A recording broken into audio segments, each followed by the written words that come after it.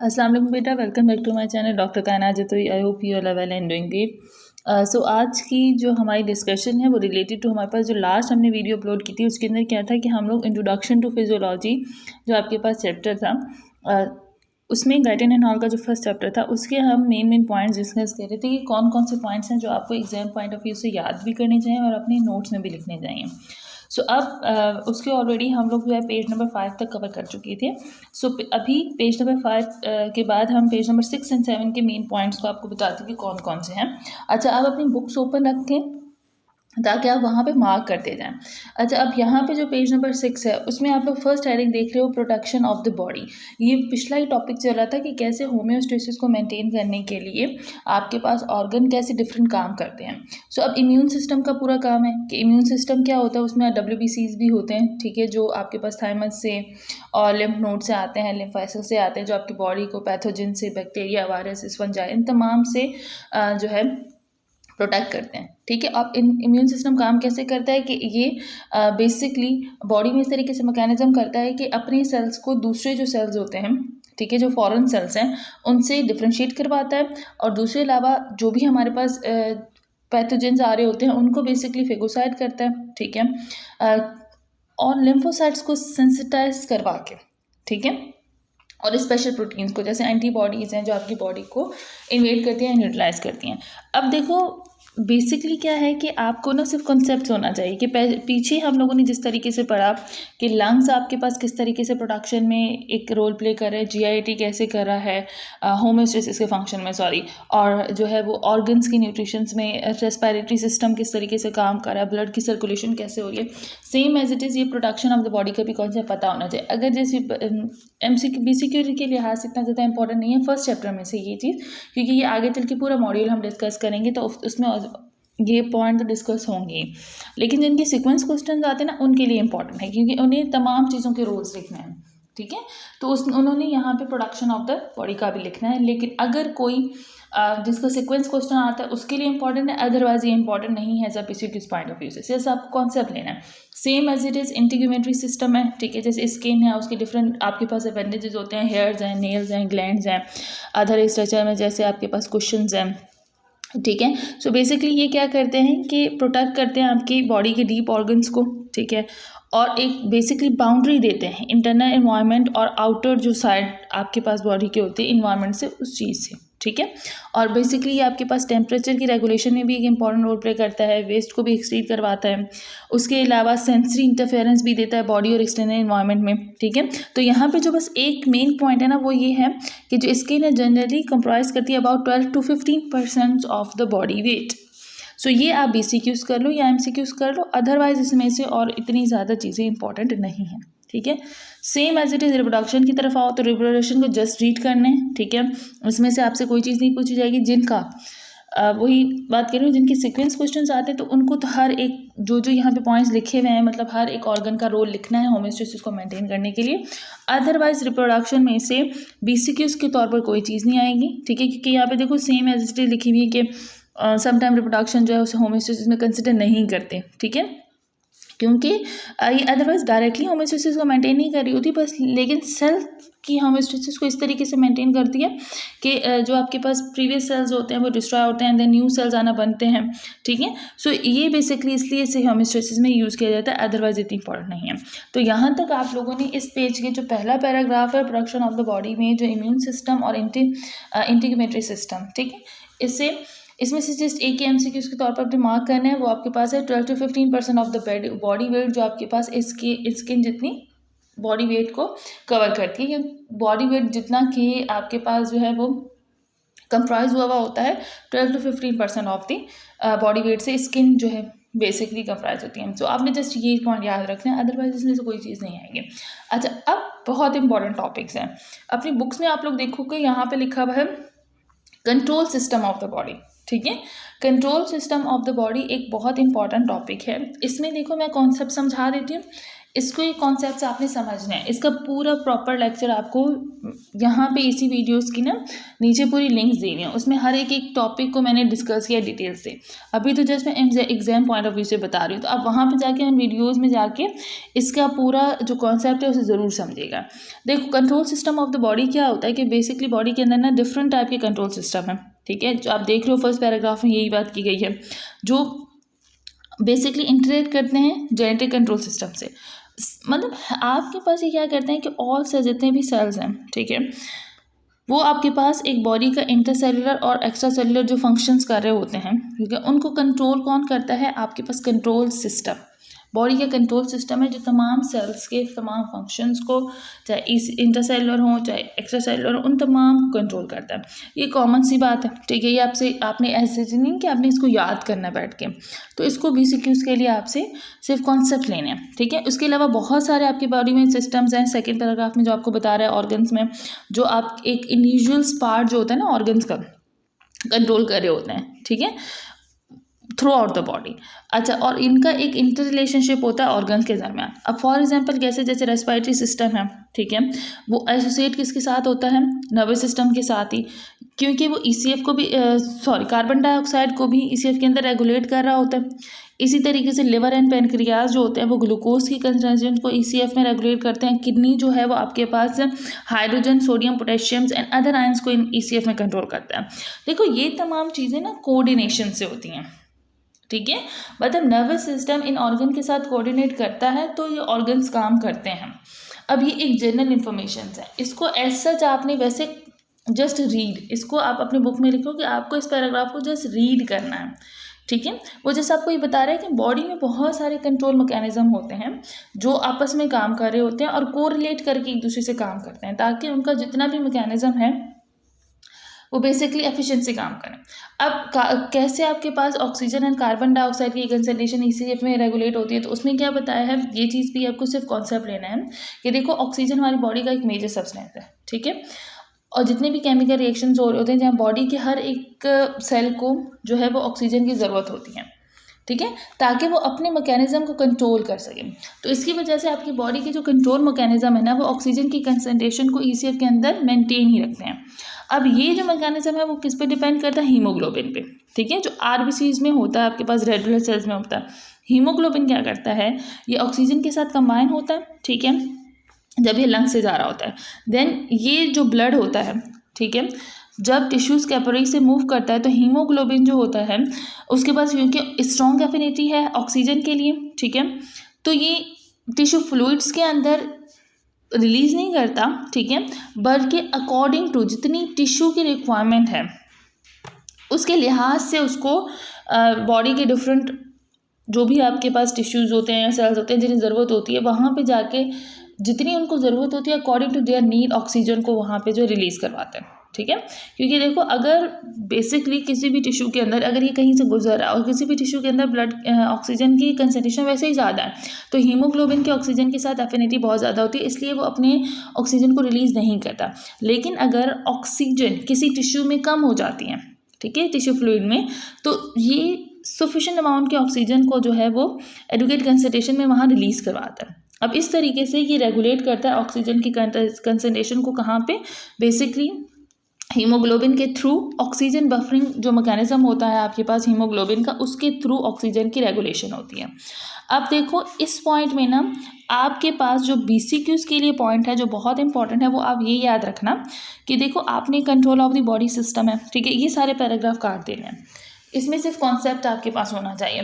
Then आपने जो oxygen and carbon dioxide की रेगुलेशन में जो हम लोगों ने रेगुलेशन ऑफ ऑक्सीजन पढ़ी, जो फर्स्ट पैराग्राफ आपने पढ़ा है पेज नंबर 6 का जो first paragraph regulation of oxygen and carbon dioxide की जो कंसंट्रेशन है ECF के अंदर, उसमें जो आपने फर्स्ट पैराग्राफ पढ़ा उसमें आपको जो ऑक्सीजन की रेगुलेशन है जस्ट उसे समझना चाहिए, ठीक है। अच्छा, उसके अलावा सिर्फ BCQs के तौर पर आप ये याद रखना कि ऑक्सीजन की रेगुलेशन ECF में या बॉडी में किसके थ्रू होती है? Oxygen buffering function of haemoglobin के थ्रू। ये आपके पास BCQs है, जस्ट आपने इतना याद रखना है, ठीक है। सो पेज नंबर 6 का ये पॉइंट आप लोगों का डिस्कस हो गया। अच्छा, अब आ जाते हैं कार्बन डाइऑक्साइड की कंसिडरेशन। अब इसी के नीचे आपके पास जो पैराग्राफ है, सेकंड पैराग्राफ, जो regulation of oxygen and carbon dioxide consideration and ECF के अंदर जो सेकंड पैराग्राफ है, उसमें देखो बेटा आप लोगों ने यहाँ पे क्या चीज़ जो है वो मेनली याद रखनी है। यहाँ पे वो आपको बता रहा है कि कार्बन डाइऑक्साइड की कंसिडरेशन ईसीएफ में बेसिकली बहुत सारे डिफरेंट वेज के थ्रू रेगुलेट होती है, ठीक है। क्योंकि कार्बन डाइऑक्साइड ना जितने भी आपकी बॉडी में मेटाबॉलिक रिएक्शंस हो रहे होते हैं उनका बेसिकली एंड प्रोडक्ट होता है, ठीक है।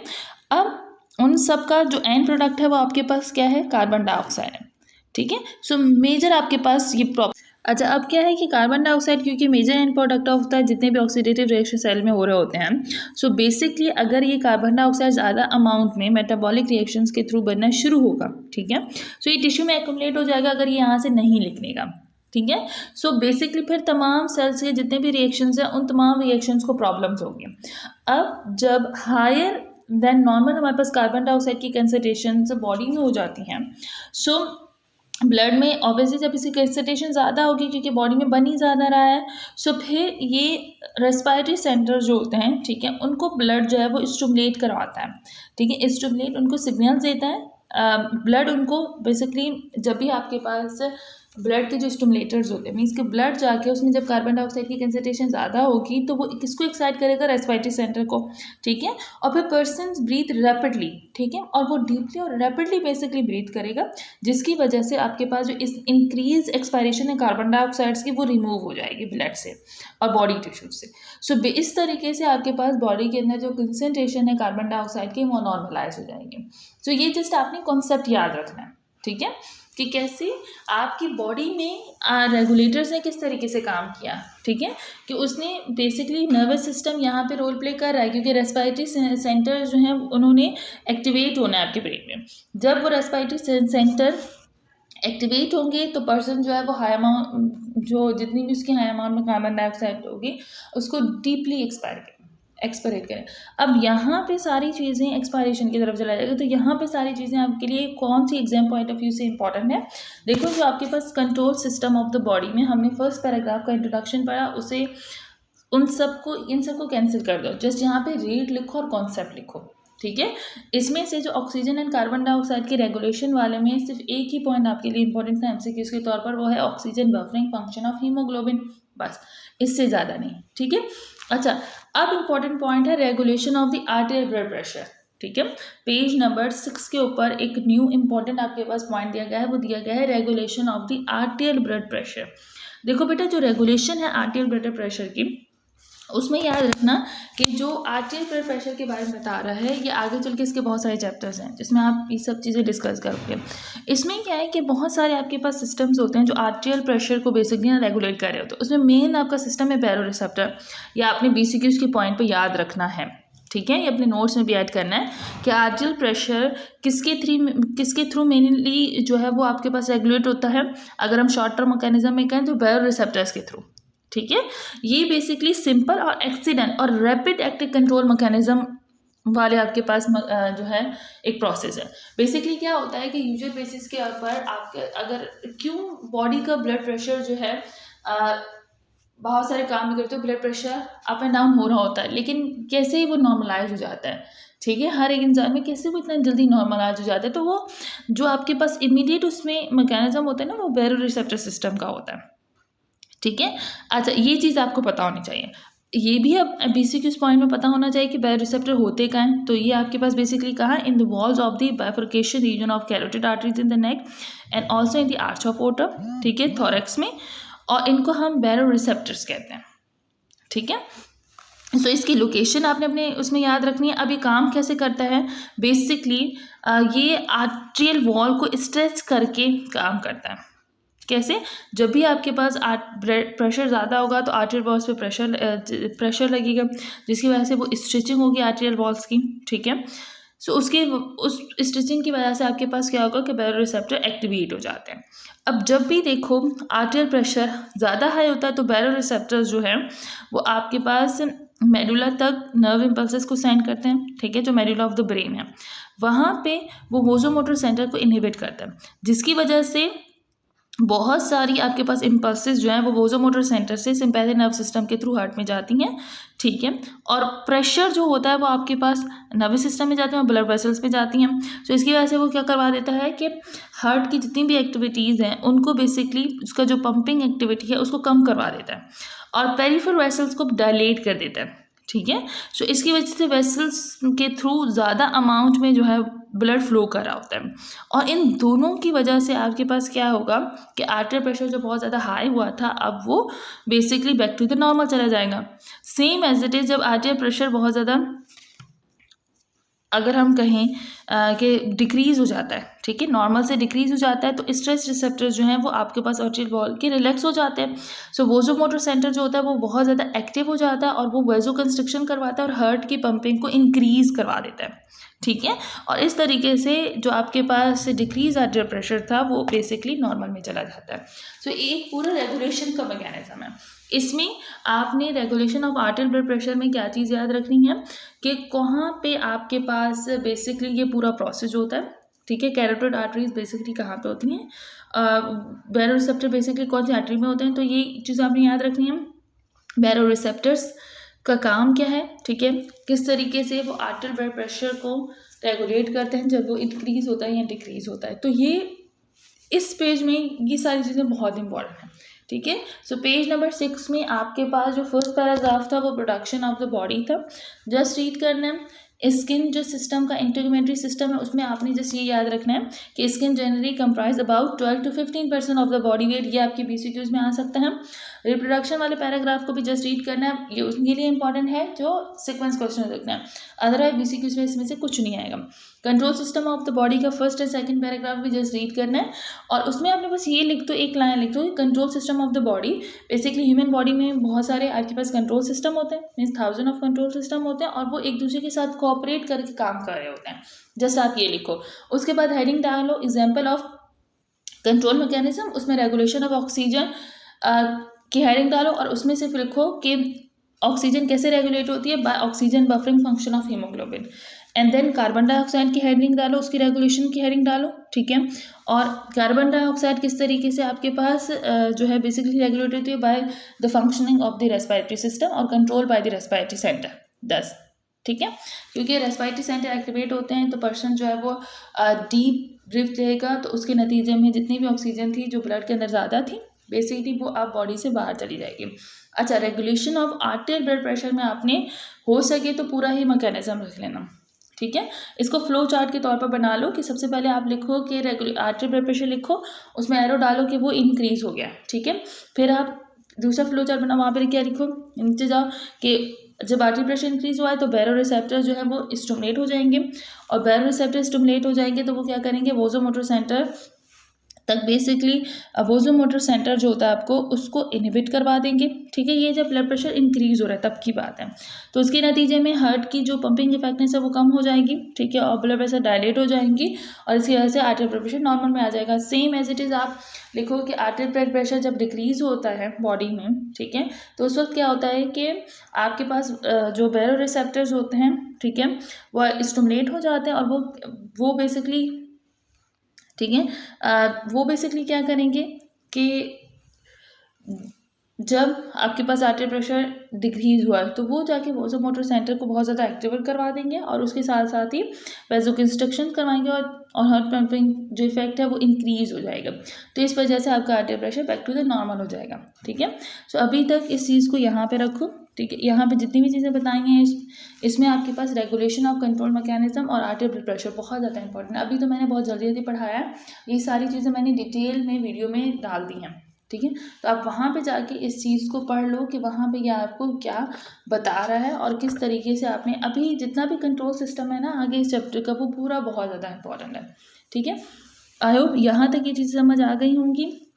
अब जो नेक्स्ट वीडियो आती है उसमें मैं पेज नंबर जितने भी रिमेनिंग पेजेस हैं लाइक पेज नंबर 7 है, 8 है और 9 है, बाकी रिमेनिंग 3 पेजेस हैं तो उनको वहाँ पे डिस्कस कर लेते हैं, ठीक है, क्योंकि ये बहुत ज़्यादा इंपॉर्टेंट टॉपिक्स है, इनमें से आपके पास BCQ ज़रूर आते हैं, ठीक है। तो इसको एक बार देख लीजिएगा। टिल दैट अल्लाह हाफिज़।